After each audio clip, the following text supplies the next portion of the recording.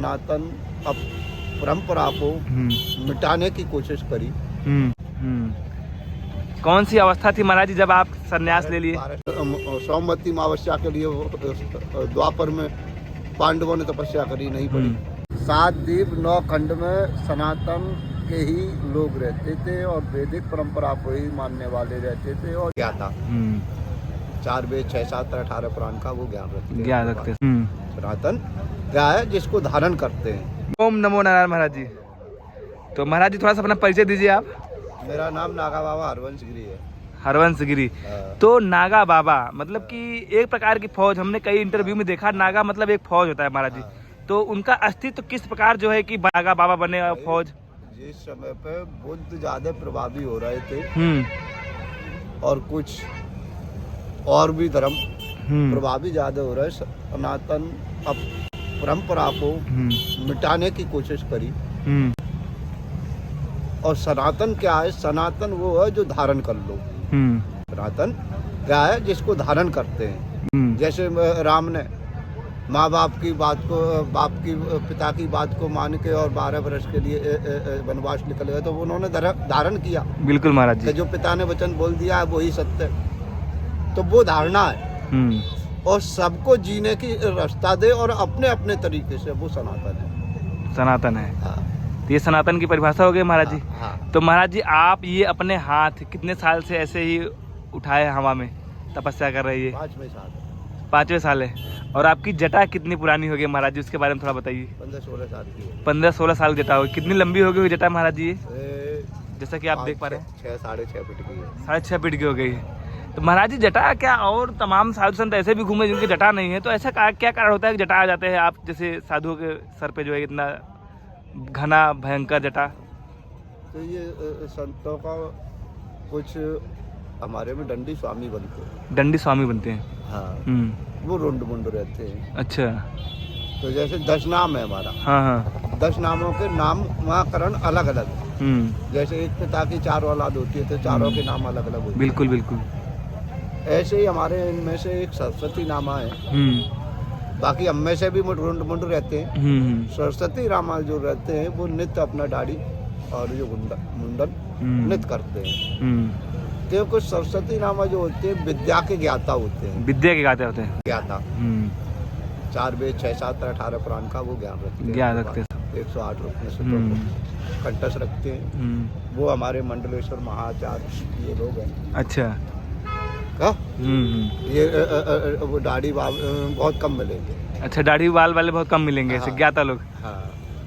और हम जो गिरिपुरी भारती अरण वरण ये जो है, और हैं तो हम सभी महादेव के गण। महादेव की गण ही है। हाँ। तो महादेव जैसा तो हमारा स्वरूप गुरु महाराज। हाँ, महादेव की आर्मी ही। हाँ। और आदि गुरु शंकराचार्य ने नागा फौज बनाया था। आदि गुरु शंकराचार्य। हाँ, तो उस समय बनाया जब धर्म की हानि होने लगी। तो धर्म की हानि होने लगी तब उस समय जो है शुरू किए थे। हाँ। तो उन्होंने नागा परंपरा चलाया और जिससे धर्म की धारण करने वाले लोगों को अपने अपने तरीके से जीने का, बहन बेटी सभी को अपनी आज़ादी तरीके से जी सके उनके लिए फिर ये सनातन धर्म की फौज बनाया। महाराज जी एक बार अपना परिचय दीजिए विस्तार में, थोड़ा सा हमारे ऑडियंस जान जाए आपके बारे में। हम नागा बाबा हरवंश गिरी कहलाता। कौन सी अवस्था थी महाराज जी जब आप संन्यास ले लिए? 12 साल की अवस्था से। 12 साल की अवस्था से। 57 साल की उम्र है। 57 साल की उम्र के। तो महाराज जी अच्छा ऐसी क्या एज होती है जिस एज में जो है कि नागा सन्यासी बनने के योग्य हो जाते हैं पुरुष? तो सन्यासी तो 2 ही है ना, एक या तो वृद्ध में है। जैसे अब गृहस्थ निभाया है तो साधु अपने बच्चे पैदा करे तो बच्चों को पालन पोषण कर दिया, अपने पैरों पर खड़ा कर दिया, तो वो वृद्ध योगी कहलाएगा। वृद्ध योगी। हाँ, सुबह से जब सन्यास को धारण करता है तो वृद्ध योगी कहलाता है। तो आप जिस प्रकार बाल्यावस्था में सन्यास लिए थे आपको बाल योगी किया जाएगा। ठीक है महाराज जी, बहुत बहुत धन्यवाद आपका। और क्या कहना चाहेंगे जो श्रद्धालु देश के कोने कोने से आ रहे हैं इस बार महाकुंभ में स्नान के लिए? हाँ, तो उनके लिए क्या है, कहना क्या चाहेंगे, आए और सभी का जो साधु संत लाभ ले रहे हैं उनका आप भी लाभ लें और तीर्थ प्रयागराज में आके। अच्छा, आज योगी जी आए हैं तो उनके बारे में क्या ख्याल रखते हैं आप बताइए थोड़ा सा। तो बढ़िया रखता हूँ। बढ़िया रखते हैं। मेले में व्यवस्था, सुरक्षा व्यवस्था कैसी है? बढ़िया व्यवस्था है और आने वाले समय में प्रधानमंत्री होंगे। अच्छा, आप योगी जी को प्रधानमंत्री के रूप में देखना चाहते हैं? देखना क्या चाहते हैं, बनेंगे। अच्छा, बनेंगे, बिल्कुल महाराज जी। महाराज जी जो है कि तैयार है जो है कि योगी जी को प्रधानमंत्री बनाने के लिए। और तमाम जो भक्त दर्शन करने आए महाराज जी, उनको क्या आशीष देंगे आप? अभी आनंद लें, अपने तीर्थ राज में आए हैं, महाकुंभ 144 साल आए बाद पड़ी है, जो मिले ना मिले कोई इसका 12 साल वाली मनुष्य को नहीं प्राप्त हो पाती है, और ये तो 144 साल के बाद हमारे बुजुर्गों ने नहीं देख पाई होगी। अच्छा, मतलब 3 पीढ़ियां मान लीजिए चली जाएगी, इंसानी 3 पीढ़ियां। हाँ, तो वो बुजुर्गों ने नहीं देख पाई। हाँ। वो लाभ घड़ी हमको लाभ लेने के लिए प्राप्त हुई है। बड़े सौभाग्यशाली हम लोग हैं। तो उसमें गोता लगाएं। तो 144 साल बाद ही क्यों पड़ा है महाराज जी? बीच में तो भी पड़ सकता था, कारण ये कुछ विशेष नक्षत्र होते हैं। हाँ। वो जब बदलते हैं तो वो समय कुछ इतने वर्षों के बाद कभी बनता है। और जैसे सोमवती अमावस्या के लिए द्वापर में पांडवों ने तपस्या करी, नहीं पड़ी, अब आके पड़ी, कितनी पड़ी, अब बार बार कलयुग में पड़ रही है। अच्छा, मतलब कि पहले तिथियां ऐसी विभिन्न प्रकार की तपस्या करके बुलाया जाता था, लेकिन नहीं होती थी। लेकिन अब हम लोगों का सौभाग्य है, हम लोगों के वो सौभाग्य है जो हमको प्राप्त हो रहा है। हाँ, चलिए ठीक है, बहुत बहुत धन्यवाद महाराज जी आपका। बातचीत कोई चल गई। महाराज जी कुछ धर्म के बारे में बता रहे हैं। सबसे पुराना धर्म कौन सा है महाराज जी अपना? सबसे प्राचीन धर्म सनातन है। सनातन धर्म है। चारों दिशाओं 7 द्वीप 9 खंड। महाराज जी कह रहे धर्म केवल एक ही है, सनातन ही धर्म है। 7 द्वीप 9 खंड में सनातन के ही लोग रहते थे और वैदिक परंपरा को ही मानने वाले रहते थे। और जो भी अब धर्म बन के उभरे हैं, कोई 1600 बरस हो गई, किसी को 1400 बरस हो गई, किसी को 1100, किसी को 600।